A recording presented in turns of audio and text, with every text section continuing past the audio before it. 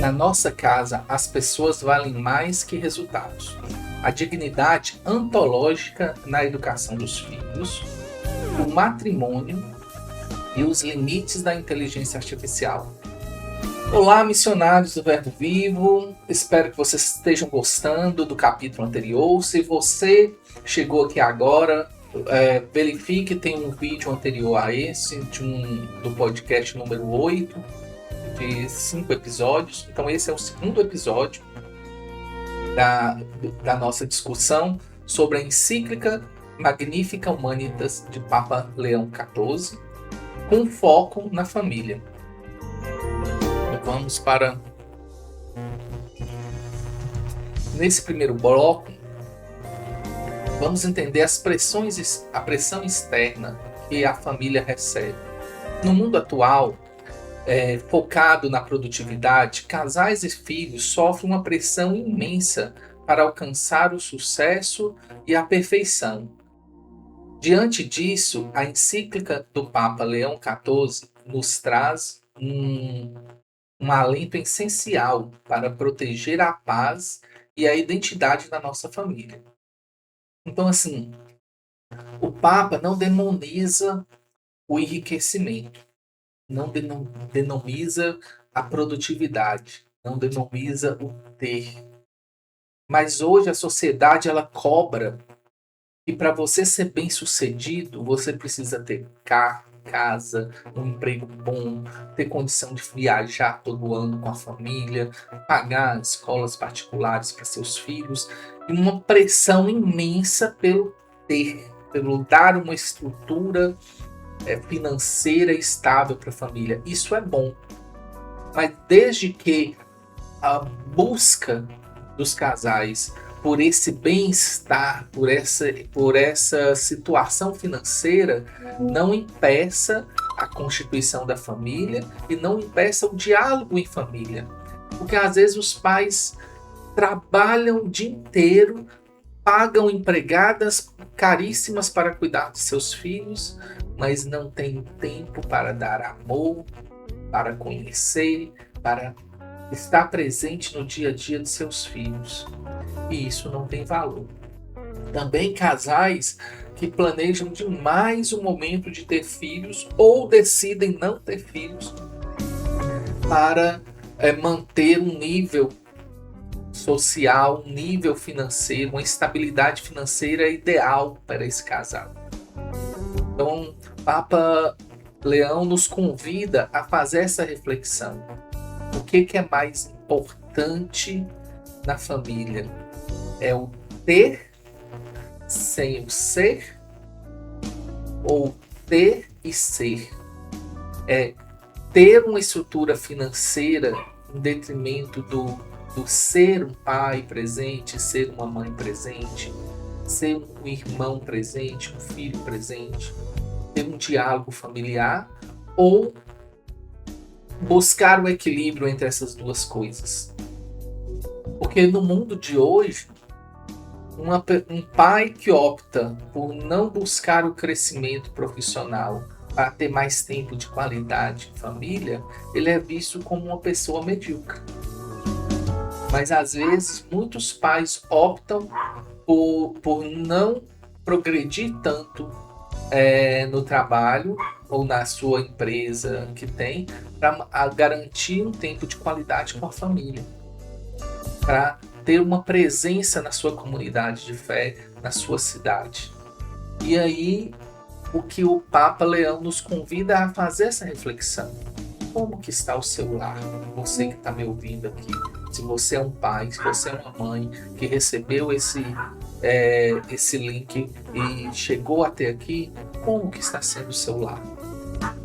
Se você, pai, está ainda nesse turbilhão de trabalhar e não ter tempo de qualidade. Eu não estou falando, não é muito tempo.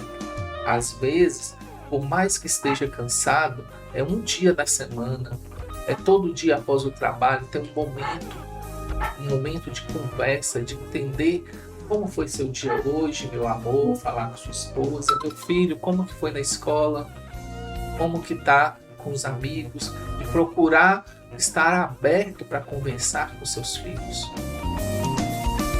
Isso é muito importante e evita muitas dores de cabeça. O resgate da dignidade ontológica. O Papa Leão XIV resgata o conceito de dignidade ontológica.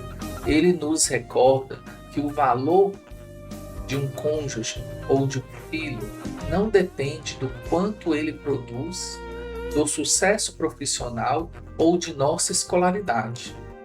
Nós somos amados por Deus pelo que somos, imagem vivas do seu amor no mundo. E isso é difícil, né, casais?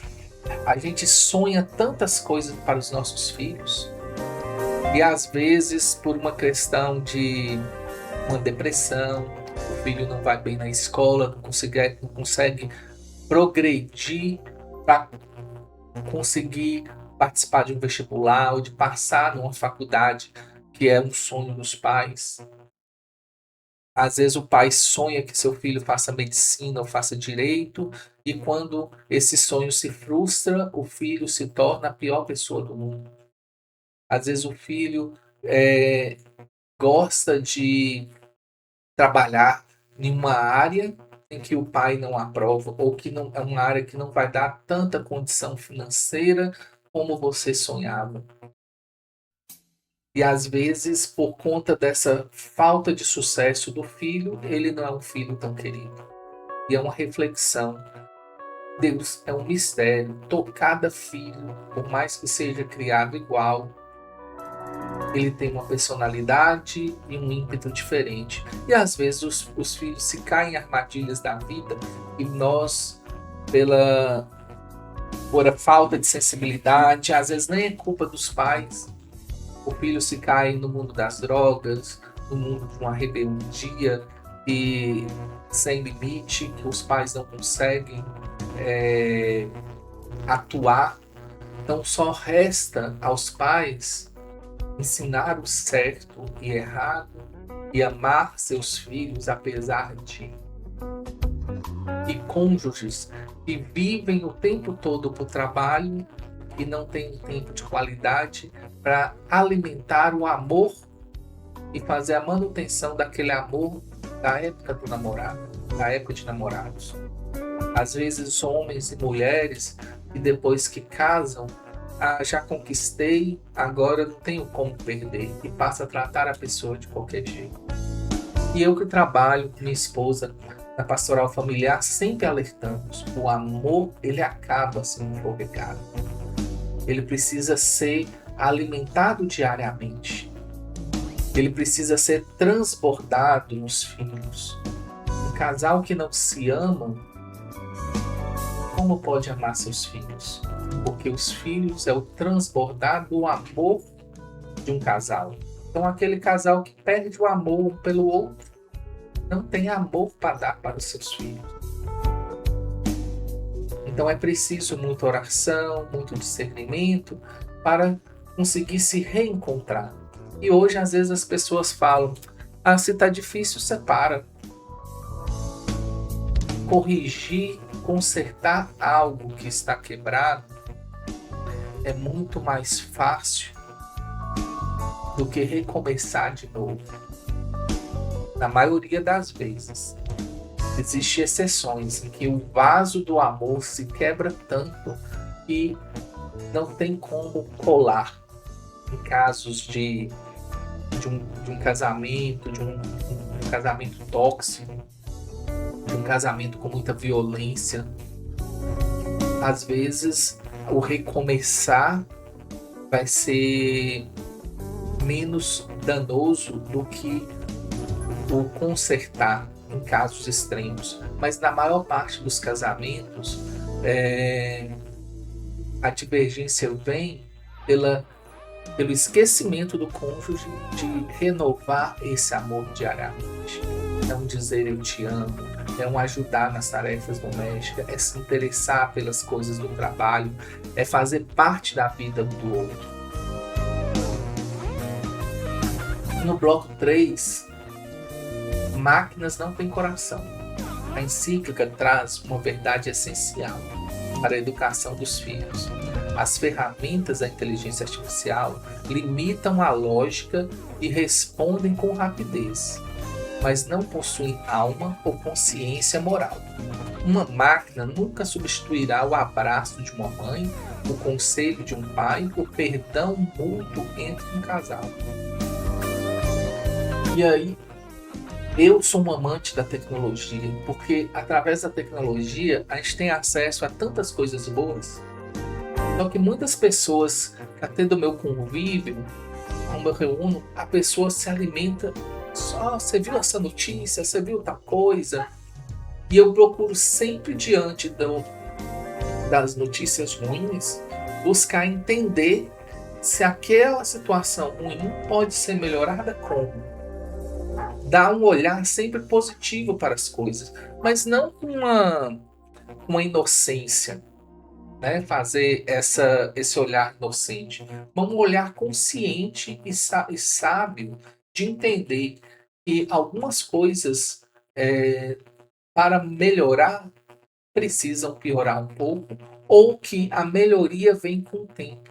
E às vezes a gente quer um imediatismo. A gente quer acertar na primeira namorada, a gente quer ser bem-sucedido no primeiro emprego, a gente quer fazer tudo pela primeira vez e tudo perfeito. A vida não é assim.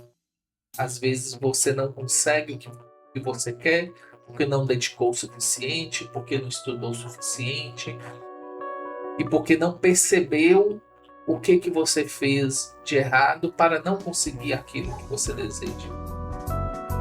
Então, a gente precisa, na vida, entender que o tempo de Deus, ele não é flexível. Ele não se molda conforme as nossas necessidades.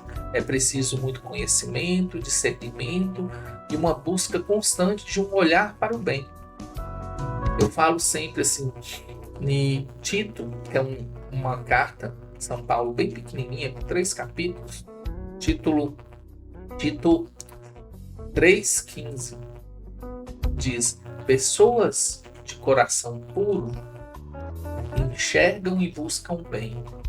Pessoas de coração amargurado, machucado, só enxergam o mal. E é uma reflexão, e é um convite para você, toda vez quando você consumir um conteúdo negativo que te fez mal, busque um conteúdo positivo, ou busque uma percepção daquilo que você leu de forma positiva, para que você não guarde em seu coração apenas rancor, revolta, mágoa, ódio e divisão. Será que a única solução é divisão, é ódio, é briga, é guerra, é afastamento? Não é possível consertar? Não é possível encontrar uma solução? Pense nisso. Hoje nós vivemos no mundo do descartável. A gente não se esforça para consertar, para entender, a gente só quer ver o problema e quer soluções rápidas. E na maioria das vezes que pessoas apresentam soluções rápidas para problemas complexos, é só falácia. Não acontece. Você não vai desenvolver uma espiritualidade e uma sabedoria que vem de Deus sem refletir muito a palavra, ler muito, se alimentar muito da palavra de Deus para poder adquirir essa sabedoria e essa paz interior. Pense nisso. A família como escola da humanidade. E aí, pais, você é pai, mãe, que está me ouvindo aqui agora, a responsabilidade pela educação dos filhos é sua.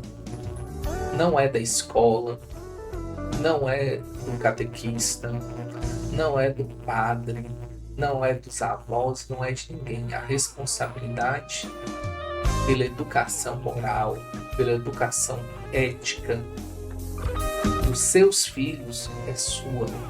Seus filhos, eles tendem a copiar o modelo que vocês testemunham para eles. Por isso, o lar cristão deve ser a primeira escola onde a pessoa humana é o centro de tudo. Os filhos precisam aprender em casa que eles não são mercadoria ou dados para algoritmos de internet. A nossa mesa deve ser o espaço sagrado onde cada um é acolhido com suas fraquezas e virtudes.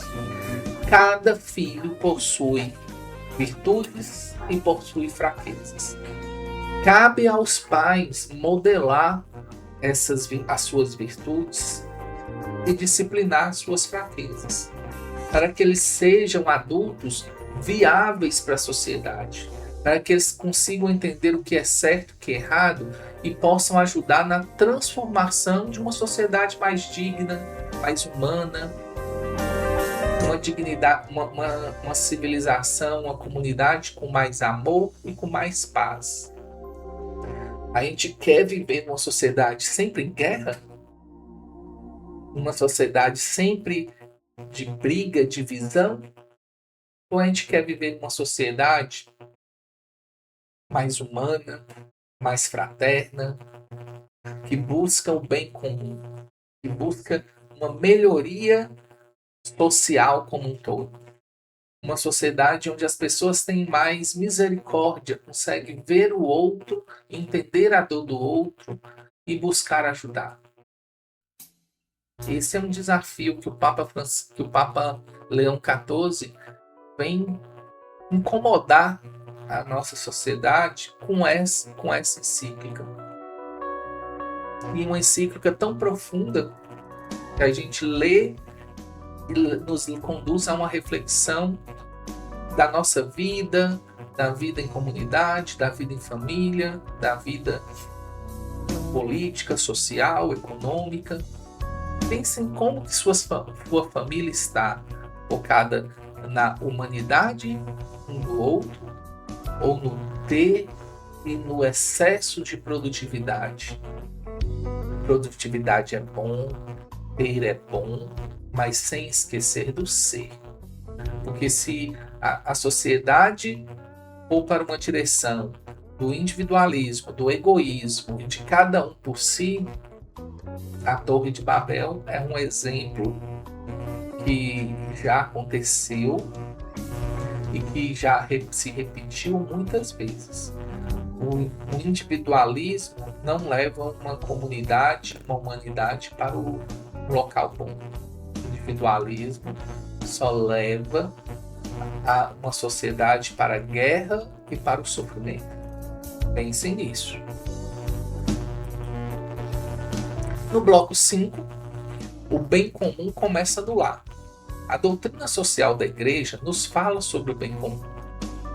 E ele começa na nossa casa. Significa garantir que os recursos digitais sirvam para o crescimento de toda a família, partilhando o tempo de forma justa e evitando que o individualismo tecnológico roube a harmonia do casal. Mais uma vez, a tecnologia ela deve servir para trazer o bem, a comunhão para a sociedade e para a sua família. Não para produzir isolamento, egoísmo. Porque hoje em dia, acompanhando adolescentes na nossa comunidade, do EAC, a gente vê muito famílias em que os adolescentes se perdem nas redes sociais, no aparecer, no like, nas visualizações, no número de seguidores. Adolescentes com milhões de seguidores, mas nenhuma amizade concreta no presencial. Vivem para demonstrar uma vida perfeita. E que nós sabemos que na maioria das vezes, por mais dinheiro que a gente tem, por mais condições que a gente tenha, tem interações reais de amor e de amizade, ninguém vai bem. Quantas pessoas famosas são cometidas pela depressão ou se perdem em muitas festas, drogas, situações em que fica claro um vazio dentro delas. Então é muito importante essa reflexão de pais, mães, que ensinem seus filhos a sempre buscar o bem em comum. O bem comum não é uma questão política, é uma questão de que quem tem fome precisa de ajuda, quem não tem o que vestir precisa do que vestir agora, quem não tem onde morar precisa de ajuda imediatamente. O trabalho vem no segundo momento. Uma pessoa que está com fome, ela não precisa que você fale para ela, vai trabalhar, vagabundo. Ela precisa da comida e depois do trabalho. Nós não temos que alimentar as pessoas, sustentar a família, sem que ela tenha a dignidade de eu sustentar a família e falar, não precisa trabalhar não, que eu trabalho e eu vou sustentar vocês. Isso também você deu a comida, salvou a pessoa, mas não aprisionou ela a viver eternamente precisando de você, da sua caridade. Então a dignidade de Deus é: ninguém no mundo pode passar fome, ninguém no mundo pode não ter o que vestir, ninguém no mundo não ter onde dormir. E depois que essas 3 necessidades foram atendidas, essa pessoa tem que ter uma dignidade, uma capacidade de encontrar um trabalho que permita prover o que comer, o que vestir e o que dormir minimamente. Nossa sociedade está indignando com essa situação.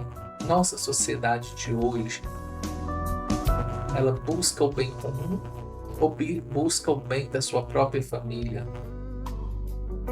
Pensem nisso, reflitam sobre essa encíclica.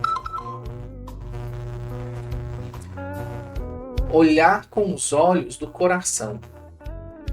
O convite do Papa Leão XIV para os casais é treinar o olhar do coração. Onde as telas trazem pressa, a família deve oferecer paciência.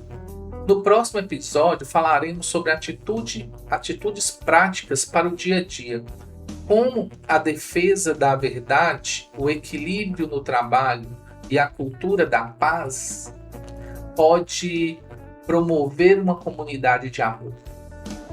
Até breve, espero que vocês tenham gostado desse vídeo. Se você está vindo aqui pela primeira vez, veja o outro vídeo que é para ter a continuidade, e espero vocês até o próximo vídeo. Paz e bem. Verbo Vivo Podcast, onde a fé ganha voz.